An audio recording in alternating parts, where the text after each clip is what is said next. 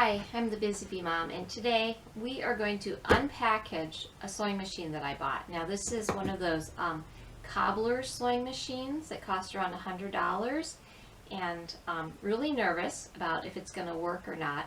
The reviews all said, oh, these are great once you get them to work, and all the reviews I saw and all the videos I watched were done by guys who were standing in shops, so they're used to fixing things and working on things.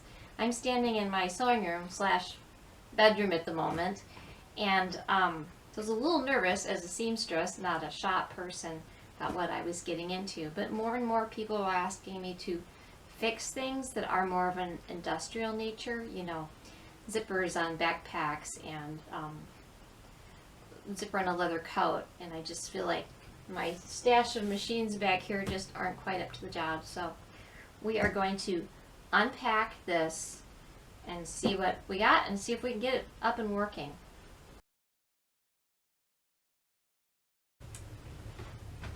Okay, I've got some scissors, not my sewing scissors, but some big old scissors, and it's already like started to come apart a little bit.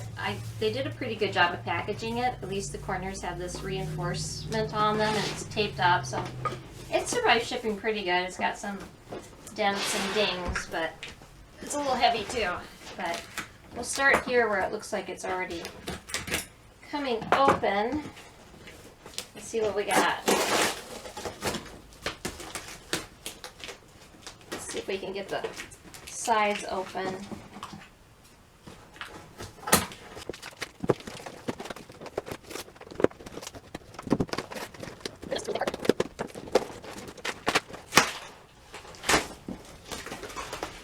This is not your normal corrugated cardboard. This stuff is thick. Oh my goodness. I don't know if you could see that right there, but it's kind of like a honeycomb, and it's a lot thicker than normal corrugated cardboard. So it's good, sturdy cardboard that they used. The site I got it from, I'm trying to remember the name of the company. Maybe there's a slip in here that has the name of the company. I checked out a bunch of different ones for sale, and the company that was selling this one, this is all they sell, is this type of machine and machines for doing this type of work. So I felt like I trusted them a little better than a company that just sold a bunch of miscellaneous stuff. I mean, one of the companies that was selling them, they also sell a lot of solar lights or solar energy things. Another company was all like shop tools. I couldn't even find the machines on their website. I mean, I found it on Amazon, but not on the website. But this company, this is what they do. So I was like, I hope that means they're good at it. Okay, we're going to try to slide it out. Seems to be in styrofoam in this box. All right. Goodness. Empty.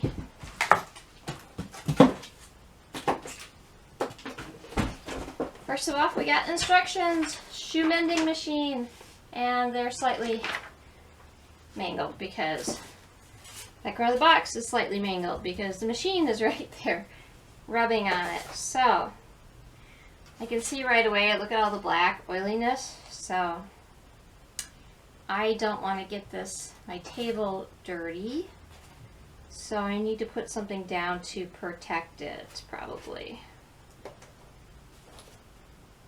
Right on top here, though, I'm going to remove some things. I have a little screwdriver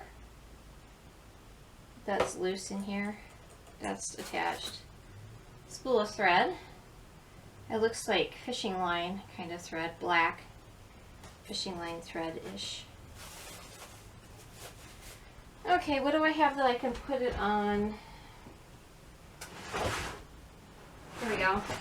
Old chunk of orange sheet, perfect. This will keep my table clean. Oh, the styrofoam's not up to supporting the weight of that thing. Let's see if we can lift it out. Okay, it's got loose pieces I can feel.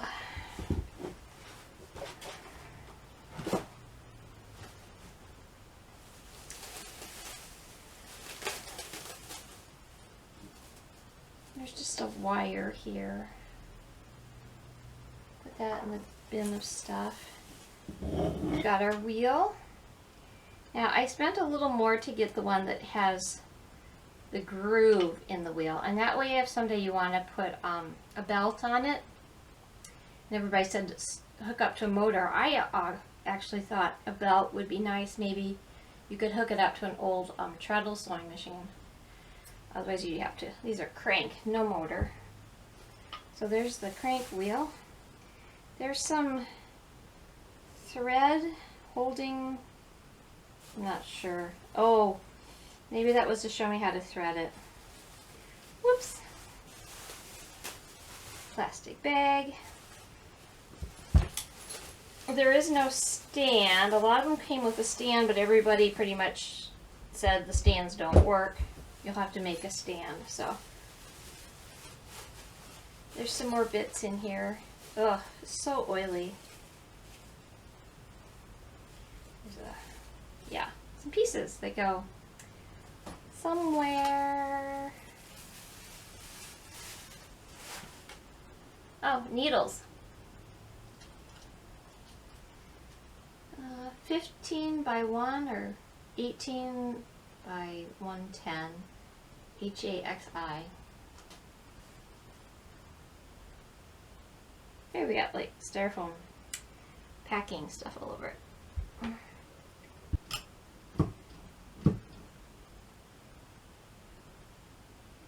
Suppose I should look at the instructions. Okay, I'm going to take a break to look at the instructions, and then I'll come back on when I have a game plan. Always read the instructions. Let's take a minute to look at the instructions that came with it. It looks mostly like the one I bought. It does not have the second thread tensioner, though. It just has one. So that's the front. Once again, it got damaged in shipping, so it's a little mangled. Second page, we have a nice pale photo of the machine with the parts labeled. This is kind of strange, though, because the thread tensioner, number 10, they call assembly of line ball board. And there's some bits just down here, so I was curious what those were. Well, number 13 is the flexible lump. That's right, 13 is the flexible lump. So, yeah, not really that helpful. The instructions have obviously been translated. So there's a big section on usage and maintenance, troubleshooting remedy, spare parts, points for attention. Right, let me read you the sentence under troubleshooting and remedy. When using shoes mending machine, some trouble may be occurred because of incorrect use and maintenance. Okay, I understand that. Here's where it gets kind of weird. For convenient examination and maintenance, now introduce some general malfunction. It may cause in simple removing method to customer for reference. Yeah, I don't understand that. So basically, if you don't know what you're doing and you try to use the instructions, I think you're in trouble. So I love some of the spelling mistakes in here. The teacher in me is just cringing. Oh, they're so bad. Back page, some like troubleshooting guide. So if your needle's breaking, up a thread breaking, there's supposed to be some hints for things. I like how it says that it shouldn't be making a ka-za noise when turning the leading plate. Several times it says ka-za. So I don't know, would that be a ka-za? Or more of a ka-chung? Anyway, instructions. They're there. Good luck.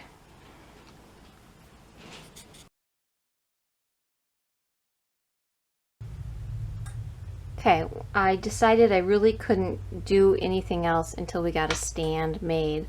So, I'll back it up a little bit here. There's the stand. It's just some scrap wood I found outside on our fire pile. So I have a nice big piece on the bottom and then a couple little ones stacked on top. And there's just two big bolts holding it in. I thought maybe I'd put something under here, but it seems pretty sturdy. It's not going to tip over, I don't think. We'll see when I actually start cranking out how I like it. I wanted this to be a free arm though, so it sticks out. So if I'm trying to put a, this is for shoes. You're going to have this space under here clear to work. So I've got that clear. I can hang it over the edge of the table. I can clamp this down to the table if I need it. This bottom board, I can clamp that. So I think this might work.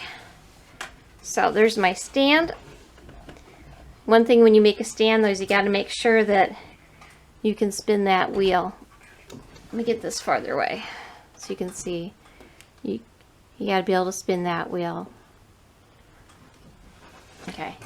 To put the wheel on, you got to line up lots of different things. There's quite a few things that need to be lined up. So you got your center post, obviously goes in the middle. But if you noticed on here, there's a little notch. Well, that center post has a little screw in it, probably a set screw, and that has to line up with that notch. Also, this spot here, that's going to be your inner circle, and this one here, that goes around your outer circle. So you got to line up all four of those things to get your wheel on, and then you can put your nut on and tighten it down.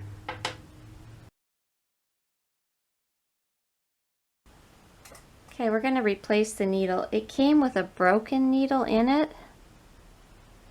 Boy, that's bent. It's not a good sign.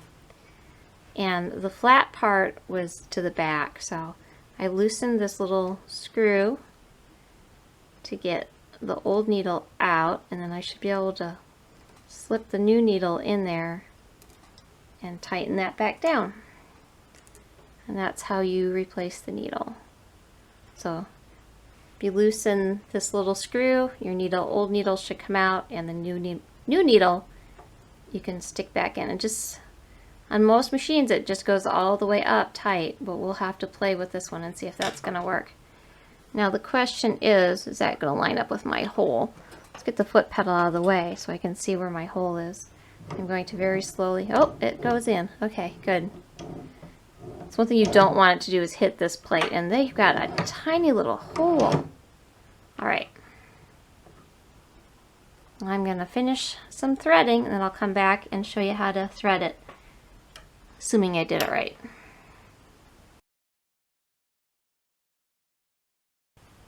Okay, so one of the things I found in the box while I was unpacking was this post with a nut on it.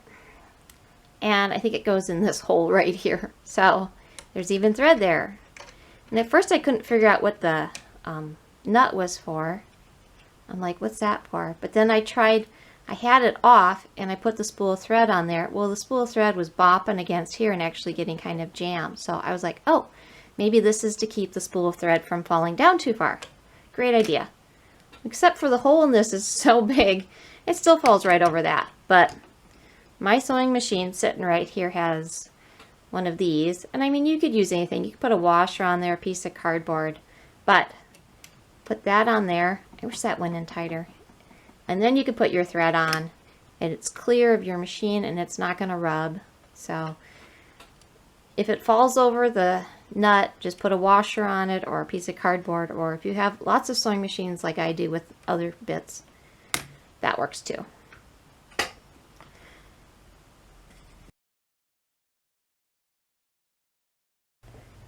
Okay, it came pre-threaded and I tried to follow that, but at some point I accidentally pulled the thread out, just trying to mess with it. It got snagged. And so this is my best guess at how to thread it, and it's working. So you got your spool on here, and then you've got a hole in here. So you put your thread through there, and then you go down around your thread tensioner and back out again. Skip this thread tensioner. You don't need two of them. I don't know why that's there.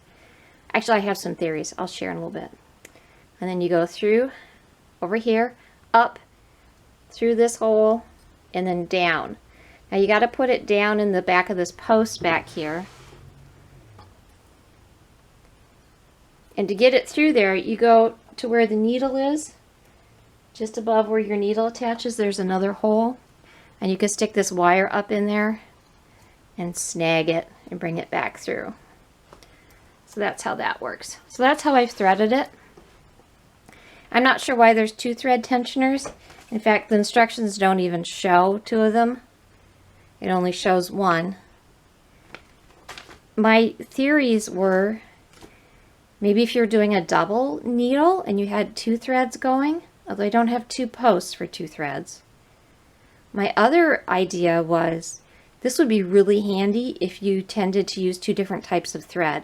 If not only you were using this kind of monofilament fishing line, but if you like to use just like heavy duty upholstery thread, you could have one of these set for the upholstery thread and one of them set for this monofilament, your thread tension. So that's why I think there might be 2 thread tensions. If you have a brilliant idea, leave it in the comments and I'll be interested to hear what you think. So that's how I've got it threaded and it's working. So, woohoo! Okay, I realized after I watched my video, I forgot to show you the bottom part where this wire actually goes in. So you can see your bar here, your needles here, and you just go up in. The inside of that's going to be hollow, so you can just stick it up in there until it comes out the top. Then you hook your thread around it. A little hook in the end. Pull it through. Get your needle where you can see it. And thread your needle. Now the needle in this mounts, I would say, sideways. So if you're looking at the machine, if you're facing the machine, how it normally would work, your hole's not in front, it's in the side, and you thread front to back. Alright, that's the threading.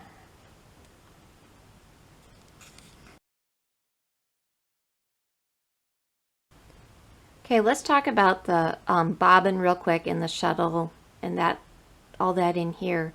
So to get this open, you're going to lift up here. I just use my fingernail. Move it over. Slide it over. So in here you have your bobbin, your shuttle, and your shuttle bear. That's what they call it. And I just wound it on by hand, my new thread, because I didn't want to mess with the bobbin winder quite yet. So to get it on here though, first you have to go through, there's a hole in the bottom. You got to come out that hole, go under the metal plate, and then through the hole in the top. Unlike a regular sewing machine that there's just a notch you slip it through, you actually have to thread it through all those holes. Let's see if I can get it out of there. So I don't know if you can see that, but it's going in the bottom hole, and then it comes out, of course, the bottom, under the plate, and then through a hole in the top. Sorry, my cat's nudging its face on the thing. And then, kitty, stop! And then usually you put these in so that when they spin,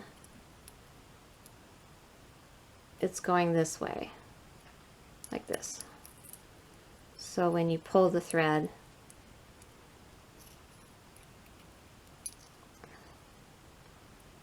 I got it tangled up in there. Okay. It's going counterclockwise. If he's spinning counterclockwise. And then it goes in here, and this part, you gotta make sure this is on the other side of that. There's a little notch here. Put your thread through there. I kept trying to put it up through this hole and then shut the thing. That doesn't work. Don't do that. Put it like that. Then shut it. Then bring it up just like you would normally by holding your top thread and giving it a couple cranks. And you should you should pull it right up.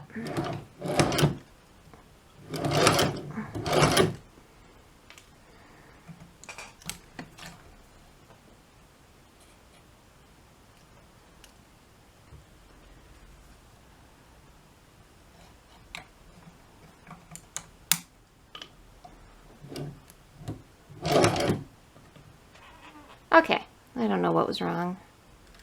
There we go. Now it's right up. That was weird. There we go.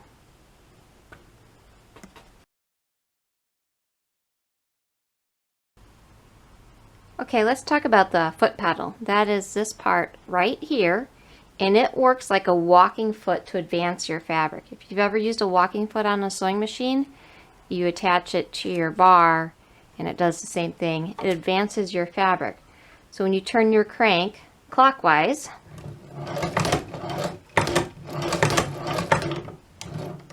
it grabs the fabric and pulls it back, and that advances your fabric forward. If you were to go counterclockwise, it would do the opposite. The problem is it also unscrews your bolt here. If you go backwards, I find that I'm just basically unscrewing this, so I'll show you how to go to reverse in a second. So that is how you advance the fabric. You just crank it and it drops down and pulls it forward. Now, if you wanted to go backwards, instead of turning your crank counterclockwise, I have to think, because that's the opposite of a sewing machine. A sewing machine to go forward is the opposite. Anyway, to sew backwards, you actually turn your entire walking foot to face the opposite direction. And I just touched that oily bit right there. It's really greasy.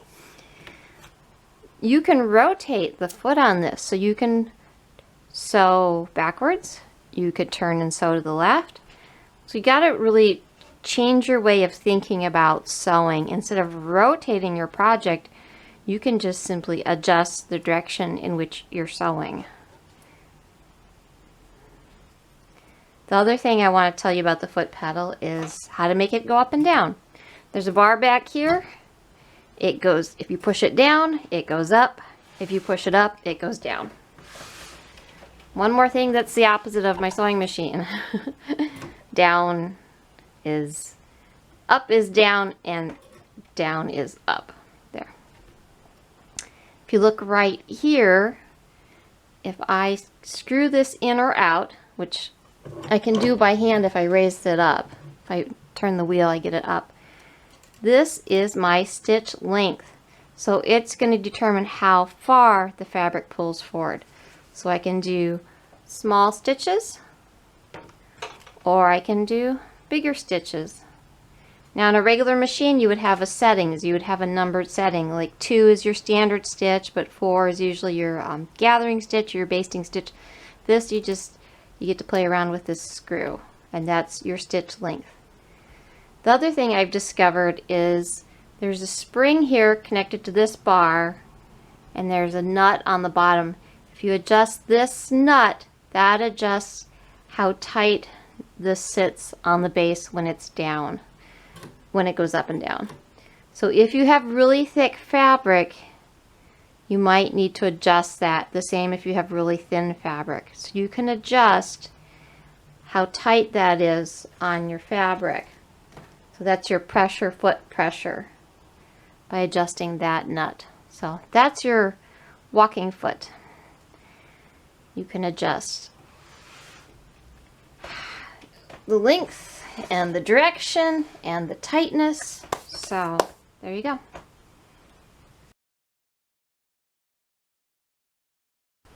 All right, I got a chunk of leather, not real thick, but it's pretty sturdy. And let's do it this way so you can see the stitches. Get my needle up a little bit, stick it in, foot pedal down. I have an old machine, you have to hold the threads. I don't know if you have to do it on this, but it's kind of a habit.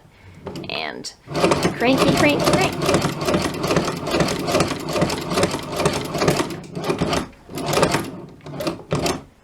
Okay, one thing I have found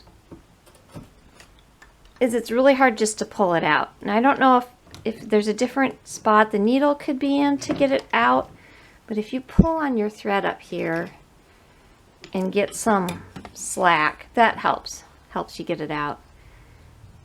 And there we have a row of stitches. Now this is on the widest stitch setting. I just tried a little bit ago. That's a narrower stitch. So it works great. Getting used to steering with my left hand is going to be tricky because you need your right hand to crank. So Best if you're probably lefty, but it works. It's holding. I am super happy.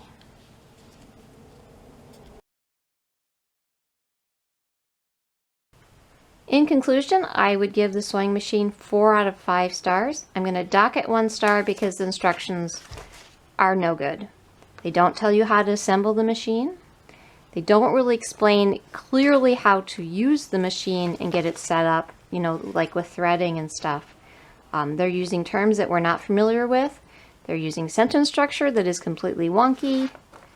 Spelling is completely, there's some really crazy spelling mistakes. It got mangled in shipping, so otherwise, the rest of it's good. The machine is working. I really didn't have to do a lot with it once I got it set up. It's sewing great. So if you purchase one of these, good luck. I hope you get a good one too. My only recommendation is make sure that you buy one from a place where you can return it for free if it doesn't work very well. So this one I got from Colored Peas, and I give it 4 stars. Thanks for watching. Have a good day.